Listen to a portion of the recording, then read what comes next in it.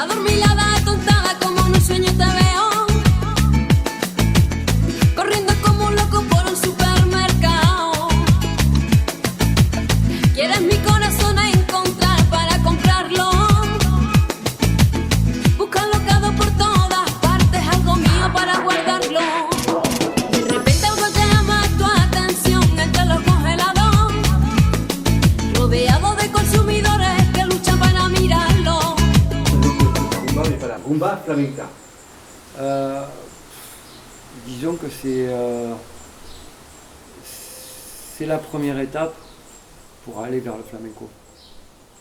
En fait, moi, c'est comme ça que je le vois. Déjà parce que c'est quelque chose de très festif, que tout le monde, une fois dans sa vie, à l'occasion d'une fête ou de n'importe quoi, a dansé au moins une fois dans sa vie sur les Gypsy Kings. Donc, c'est à la portée de tout le monde.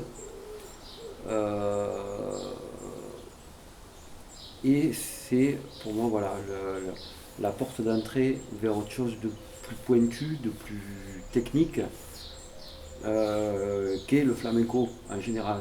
Mais le flamenco c'est un tout, c'est une culture en général.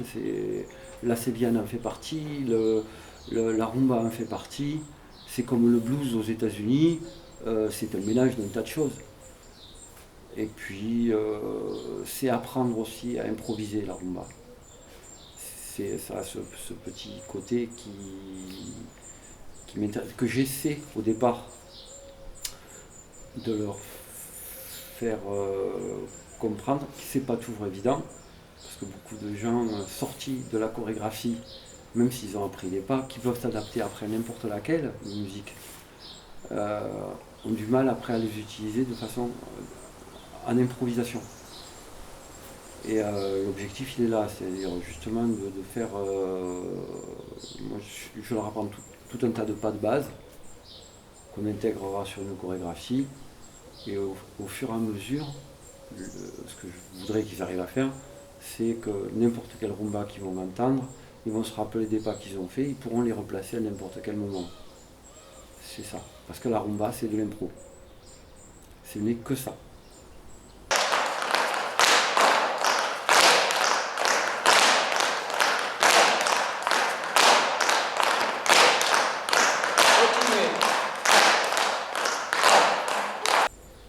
Alors pour ceux qui ne connaissent pas les danses, est-ce qu'il y a une différence entre cette rumba flamenca et la rumba telle qu'on peut peut-être la connaître de façon plus classique dans les danses de salon? Ah oui, ça complètement, c'est très différent. Déjà parce que c'est une danse qu'on danse seule, individuelle, c'est pas une danse de couple.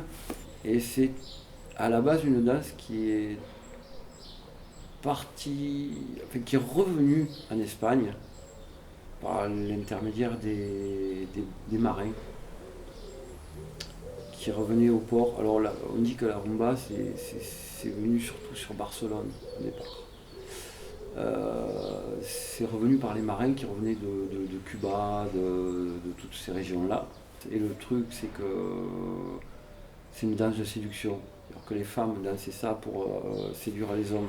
Donc chacune y va, met son petit grain de sel. Et c'est un petit peu comme ça ça doit se danser en fait. C'est-à-dire qu'en général, il y a une espèce de grand cercle qui se forme. Puis il y en a une ou un qui va au milieu. En général, c'est les femmes. Et puis elles vont montrer ce qu'elles savent faire et essayer de séduire, et c'est le but du jeu. Comme toutes les danses, d'ailleurs les danses sont faites pour séduire à la base. C'est l'objectif normalement de toutes les danses, c'est de séduire et de plaire. Voilà.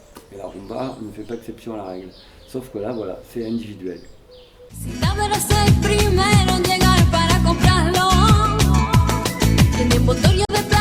Rosa brillante, atractivo y helado. Corazón congelado, colorante estabilizante y azúcar, sal y vinagre.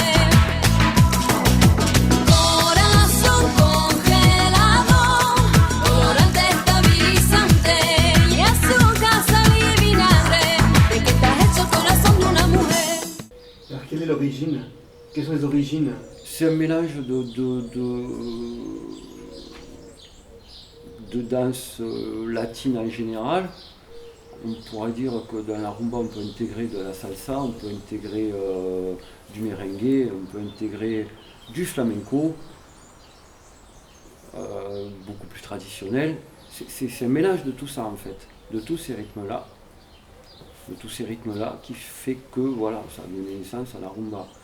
Ici en France, on connaît la rumba par l'intermédiaire des Gypsy Kings qui n'ont pas été les premiers, puisque les premiers c'est plutôt à l'époque la famille Bayardo avec Manitas de Plata et tout ça qui ont été les premiers à en faire vraiment. Oui, effectivement, c'est vrai que tout le monde connaît les Gypsy Kings sans forcément savoir que leur musique ou la danse qui va avec, c'est de la rumba. C'est de la rumba, c'est pas autre chose que de la rumba.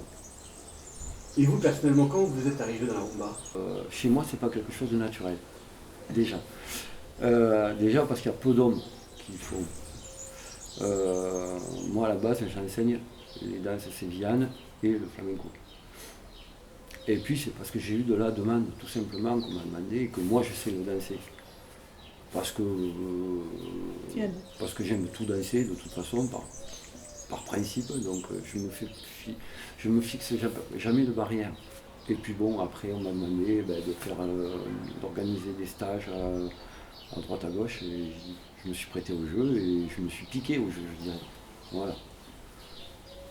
Mais c'est pas... Naturellement, c'était pas ma danse de base. Moi, c'est la sévillane avant tout et le flamenco. Et puis culturellement, je suis d'origine hispano-cubaine, donc il y a quand même génétiquement quelque chose qui doit se produire. Voilà, c'est tout. Les danseurs qui pratiquent la sévillane, est-ce qu'ils pratiquent aussi la rumba? C'est pas incompatible, au contraire. C'est deux choses différentes. À la sévillane, il n'y a pas ou très peu d'improvisation, puisqu'on a des pas de base qu'on est obligé d'appliquer dans un ordre très précis, et puis ça se danse à 2, point final, ou à 4. La rumba, non. La rumba, c'est chacun fait ce qu'il veut. C'est la liberté totale. La différence principale, elle est là. Il y en a une qui est sur 6 temps, donc un peu plus difficile à assimiler, c'est la sévillane. Les pas sont plus compliqués. Il faut avoir une partenaire ou un partenaire, donc là aussi on danse en fonction de la personne qu'on a en face. À la rumba, c'est pas du tout ça. La rumba, c'est... Voilà, on se lâche. Le principe, il est là, on se lâche. Et on fait ce qu'on veut. Il faut essayer. Voilà. Le truc, il faut essayer, et une fois qu'on a essayé, soit on est mordu, soit on ne l'est pas du tout, mais si on est mordu, on l'est vraiment, quoi. Et tous les gens que je connais qui ont fait de la sévillane, qui font de la sévillane ou de la rumba depuis un certain temps, ont tous la même envie, c'est d'évoluer vers autre chose. Et l'évolution naturelle, c'est le flamenco. Alors, c'est ce qu'il y a après. Mais qui est tellement vaste et tellement compliqué. C'est vrai que si on commence le flamenco à 50 ans, c'est compliqué, on va être très limité dans ce qu'on va faire, puisque c'est exigeant physiquement. Mais il y aura des choses qu'on pourra faire, ça c'est clair. Quand vous frappez, votre genou ne doit jamais monter devant vous. Donc si vous faites ça, c'est faux.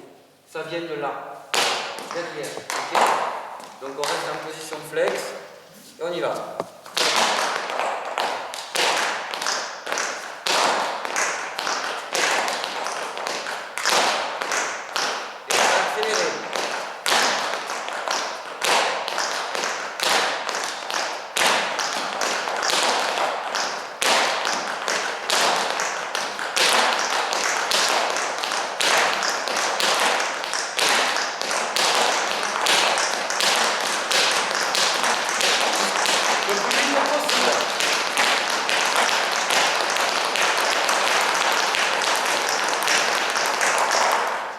Physiquement, justement, qu'est-ce qui est exigeant physiquement? C'est au niveau des jambes? C'est au niveau de... Oui, au niveau des jambes, au niveau de la vitesse, hein, au niveau de l'équilibre.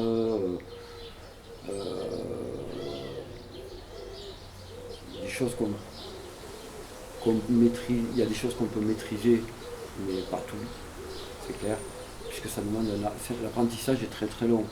Alors justement, au niveau des élèves, la tranche d'âge 7 à 67 ans, on peut le dire? Absolument, absolument, il n'y a pas de limite. En bas, c'est juste au départ des problèmes de coordination.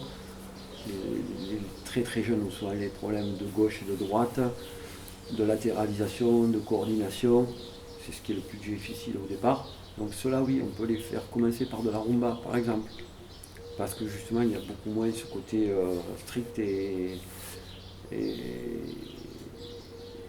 qu'on a à la sévillane ou au flamenco. Après, à partir de 9-10 ans, c'est le moment idéal, je dirais, pour vraiment faire un apprentissage. Mais moi, j'ai appris très tard. Moi, j'ai commencé à danser en 96. Mais bon, j'avais quand même passé largement la trentaine. Comme quoi, après, c'est pas un problème. Puis ça maintient en forme.